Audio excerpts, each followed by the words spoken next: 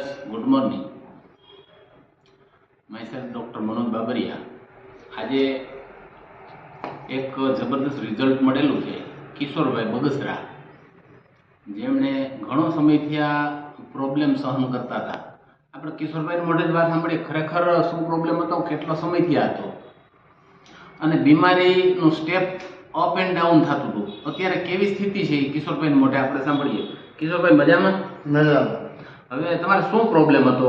મારે કિડનીનો પ્રોબ્લેમ હતો. બરાબર, કિડનીનો પ્રોબ્લેમ હતો. અત્યારે કેવું છે? અટાણે બહુ સારું. કિડનીમાં શું થતું હતું? એમાં ત્યાં રિપોર્ટ ખરાબ આવ્યો હતો, થોડો 4.2 આવતો ક્રિએટિનિન. બરાબર. પહેલા કેટલું હતું?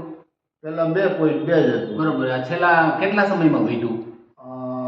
વર્ષમાં દોઢ વર્ષમાં વધી ગયો. દોઢેક વર્ષમાં 2 ની જગ્યાએ 4.5 ની આસપાસ થઈ ગયું. બરાબર છે. બીજું શું થતું તમને?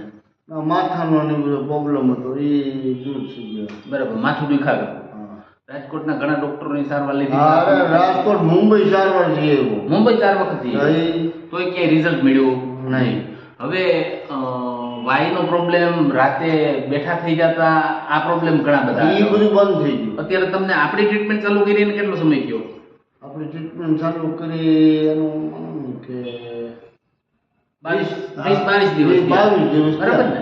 22 દિવસની અંદર આમ તમને દિલથી એવું લાગે છે ના ખરેખર ઘણું રિઝલ્ટ દેખાય છે 22 દિવસમાં. પગમાં સોજા હતા એ ઘણા હરવા પડી ગયા, પછી ઊંઘ ન આવતી, ઊંઘ સારી આવવા માંડી, અને ઘણા બધા પ્રોબ્લેમ બીજા હતા. બીપી નો કઈ પ્રોબ્લેમ હતો? અરે બીપી નો બહુ પ્રોબ્લેમ હતો, એ નોર્મલ થઈ. બીપી કેટલો હતું એ ખ્યાલ છે કઈ?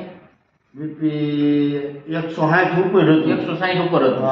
બરાબર. એ કિડની ની હિસાબે હોય, કિડની ધીમે ધીમે તમારી નોર્મલ કામ કરવા માંડી એટલે બીપી નું તમારે સારું. બરાબર. લોકોને તમને શું કહેવા માંગો? ઘણા લોકો છે કિડની નો પ્રોબ્લેમ છે, ડાયાબિટીસ નો પ્રોબ્લેમ છે, બીપી નો પ્રોબ્લેમ છે, કરાય એમ આ દવાનો ઉપયોગ કરાય. 100% વિશ્વાસથી તમે કહી શકો ને કે આ વસ્તુ લેવાય. આ ઓલરેડી સપ્લિમેન્ટ છે, આ કોઈ દવા નથી. લોકોની જિંદગી ખરેખર આમાંથી બદલાઈ શકે.